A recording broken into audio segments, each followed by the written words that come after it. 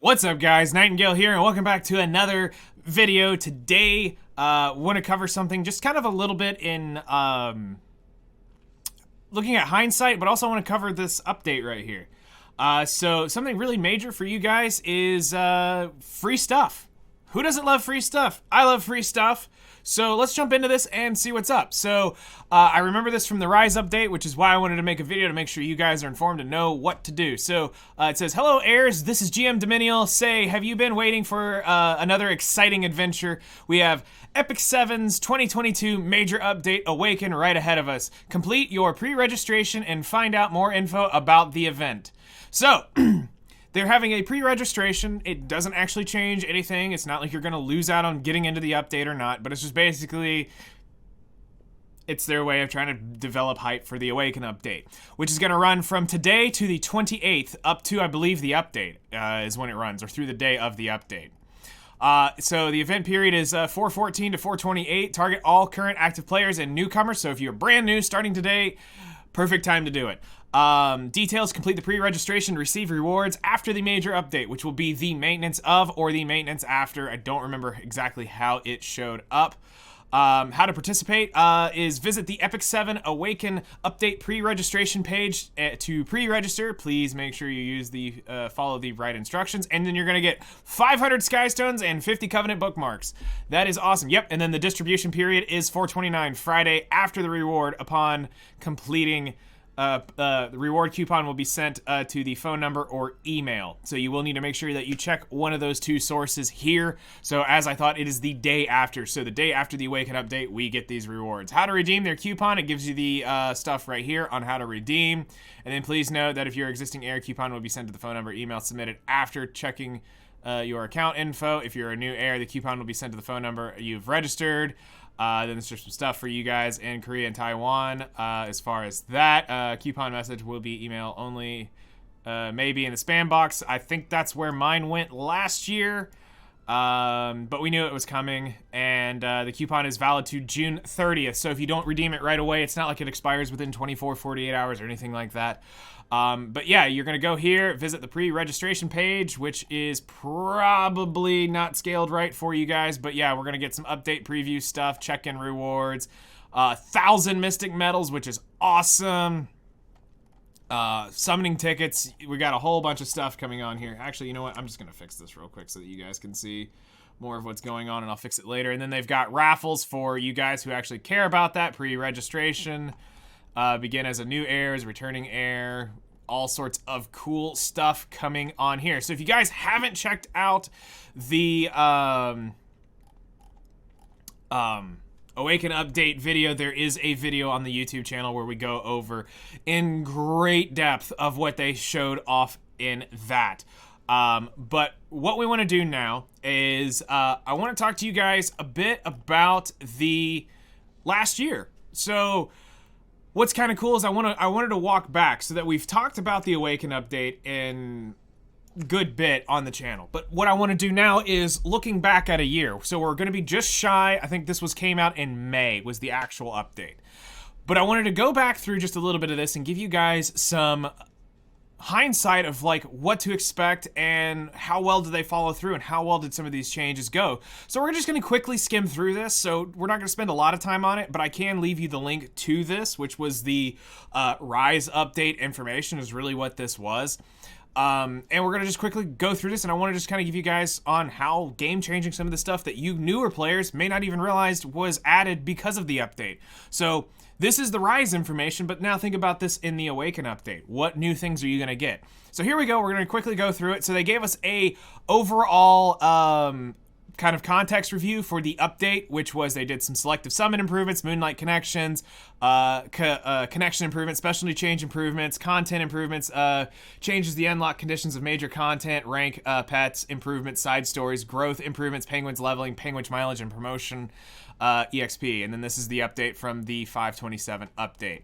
So the big thing that a lot of you that are newer probably never realized, especially if you've started in the last 6 months or so, or weren't aware of it, that the selective summon change, where you now are guaranteed a 1st, 10th, 20th, and 30th hero, was a 5-star. That was because of the update. So this was a really cool quality of life change. Really excited that they did this. This helped out a lot of you guys be able to obtain really good accounts in the beginning. Obviously, one of the more major things here was the Moonlight connection. This was massive. It gave everybody a starting ML5. There was no more I've played for X amount of time and never got an ML5 stuff. We have videos covering this, which is great. A lot of you new players started with Arbiter Vildred. A lot of you really like Spectre Tenebria. And we've seen some mistakes with Judge Kisei. We've seen people pick MLKen. We've seen a few Dark Corvuses. But as things stand now, we're not going to change the rankings on how this goes. We're not here to say that, but this was a huge quality of life change. I was really happy they did this.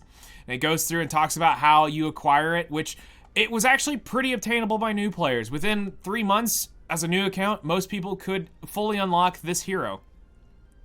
The connections was cool. They made some stuff easier. They brought Angelica here. Again, they're promoting Wyvern and trying to get people in earlier, and they knew that Angelica was one of those keys. This isn't necessarily what made Angelica better. It was the fact that she got her exclusive equipment, which is what ended up making her better than Montmorency for Wyvern. But this is basically now you can get 3/4 of your Wyvern team for free out of this. So you can get Angelica, Furious, and Alexa all out of connections, and then you get Sigurd out of the selective summon. It was great. It allowed you to really do a lot there.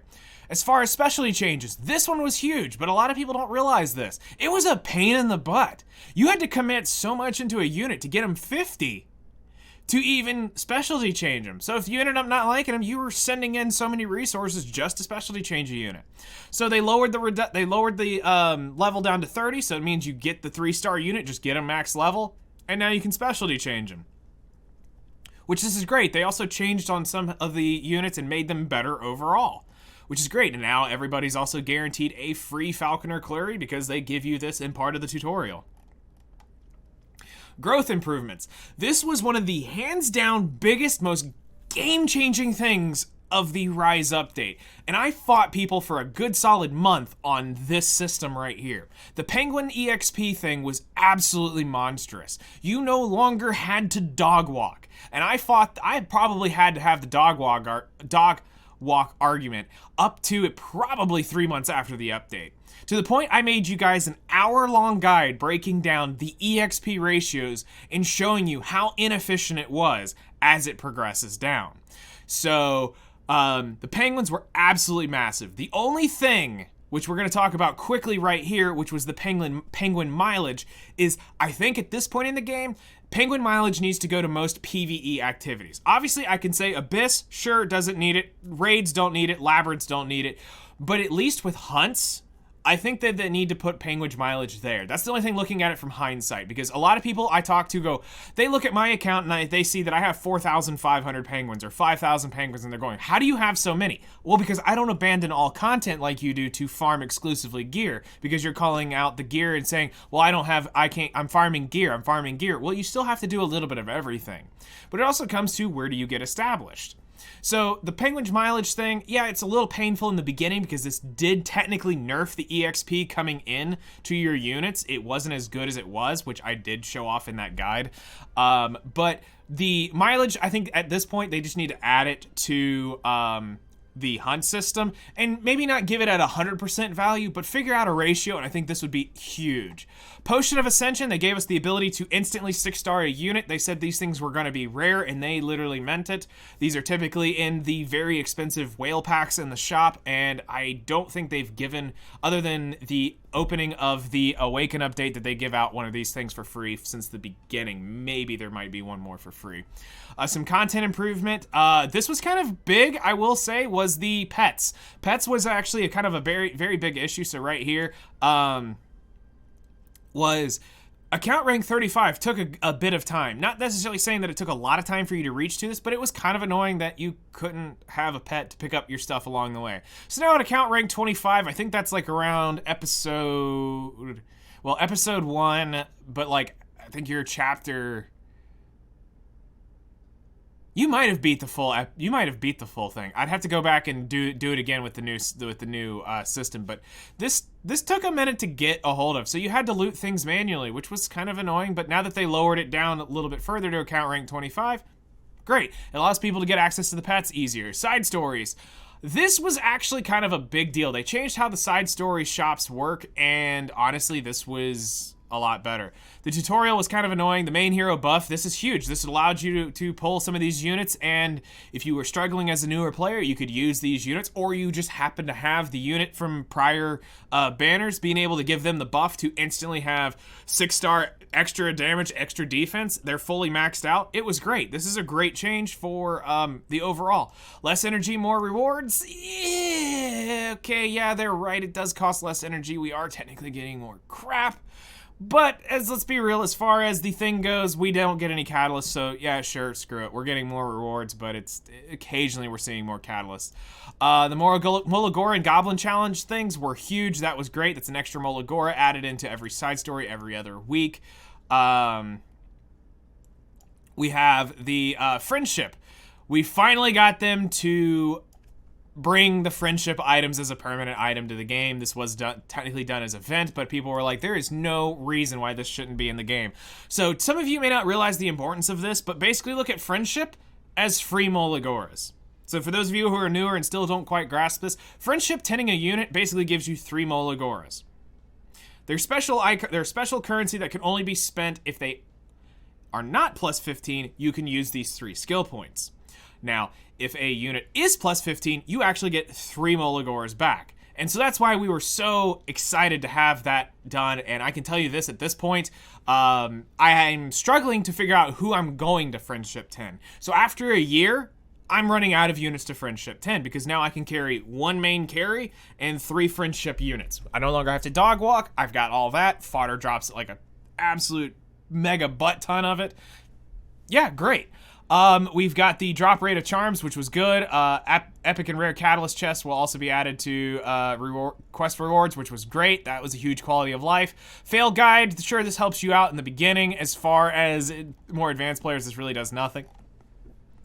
This was awesome. I absolutely loved the catalyst shortcut function. This was huge because now it can get you instantly to where your catalysts are, and the fact that they're making the shops even better was awesome, which is covered right here.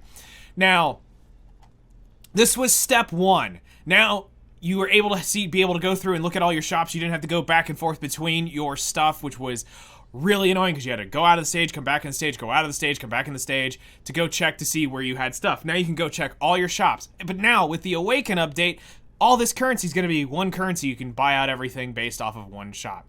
I can't wait for that. So now it's just, here's the catalyst, you earn your AP and go spend it where you want. Also, they increased the number from 5 to 10 of the normal catalyst, which was so good because it was very annoying to farm catalysts. But now with that, it is awesome. New content, Advent Side Story, which was one of the biggest disappointments of the Rise update because we are only about to hit our 3rd one. That's right, it's been almost a year and we've only had 2. Only had 2. We had the ice one when they finally dropped it, and then we got the grass one towards the later end of the year. We're about to get the grass one here soon, so these things don't come around enough. People absolutely love this, but also hate it at the same time because they are very challenging, but they're very energy hungry. But for those of us who are in later game, we actually appreciate the challenge and the phases and the mentality that goes into doing this. So this really was kind of a pain in the butt that they only have done this twice. So hopefully this year we get to see more of these and not just a 1 every 2 thing. Ancient Inheritance was an absolute freaking laughing joke. It literally did not happen in 2021. It got delayed till this year, and then it was a 2-week event, and then it was gone. And now we'll probably have to see maybe one more time this year. It's supposed to be roughly once a quarter, which is what they initially announced it rolls around as supposed to round seasonally, and they're looking at, basically once a quarter. Well, that never happened. Ancient Inheritance was a good start, the stuff that was there, but here's basically the short for this is, it was too short, 2 weeks isn't long enough, it needs to be a 3rd week, and there needs to be some more needs to be a better way to help coordinate your guilds, because with a very coordinated guild on Discord, we still struggled down to the last day of being able to do it. Now, if we had an extra week, would probably alleviate some of the pressure, but there's a lot of stuff they can do. I have a video that's directly talking about Ancient Inheritance, but yeah, this didn't come till beginning of this year, so there are content that they're promising that you probably won't even see in 2022. All right, as far as the update schedule, let's see how well they held on to it. The Moonlight Connection came immediately. The Summon and Growth improvements came immediately. The side story improvements came immediately. Equipment balance adjustments. That came at some point. They slightly tweaked a few things, which made that was at the end. Actually, that ended up being quarter 4. When they ended up actually doing that, or quarter 3 to quarter 4 when they actually ended up doing it. Quarter 4 got bumped up because they basically switched around some of the stuff because the collab issue, which they sped some stuff up, moved some stuff around. So they moved Advent Side Story, I think, actually ended up moving up. The Summer Special Side Story got pushed back. Automaton Level 5 was pushed later in the year. Ancient Inheritance didn't even happen that year. Abyss 120 did happen that year. Episode 4 did happen. Expedition Level 4 still hasn't happened. The Light Expo did come at the end of the year, and the Guardian Level Up came this year. So they hit most everything they wanted to do here, and then there was the trailer, which teased some of these cool stuff. Now, was that everything that happened inside the Rise update? Absolutely not. But is this just kind of an idea of wanted to go over and show you guys how much has actually changed and what they followed through with most of their promises. So with what's coming in the Awaken update, I'm really excited for you guys, and there's a lot of great stuff coming. I know there's been some like kind of negative-ish stuff going on around in Epic 7. I know I've made some videos that weren't quite the most pretty things to make, but it had to be done, it had to be said. I'm here trying to make a better game for you guys and try to be a voice and at least get some conversation started. So I have no problem stirring up the pot and making some kind of out there ideas and calling people out where they need to be called out. So really excited. Awaken update is in just a few short weeks. Make sure you guys go through and get your registrations, get your free stuff, because who doesn't like free stuff? Because it's free summons, it's free Skystones, which is more free summons. So we got a lot of cool stuff coming. I think right now the biggest thing I'm hyped for that I think is the most underutilized aspect of the system, which won't be immediate, is the Grace of Unity system, which is going to help alleviate and be able to test so many more units out there because you don't have to level them up. You can instantly plus 15. That's probably the most thing I'm excited for out of the whole update is the Grace of Unity, but it's not going to happen immediately with it. So just in case you guys were wondering, that's what I'm the most excited for. How about this? Leave what you're most excited for in the comments if you want to share. Really curious to see what you guys are looking forward to. If you guys have any questions, feel free to hit me up in the comments as well. I'm happy to help out where I can. And take care, guys. We'll see you guys in the next one.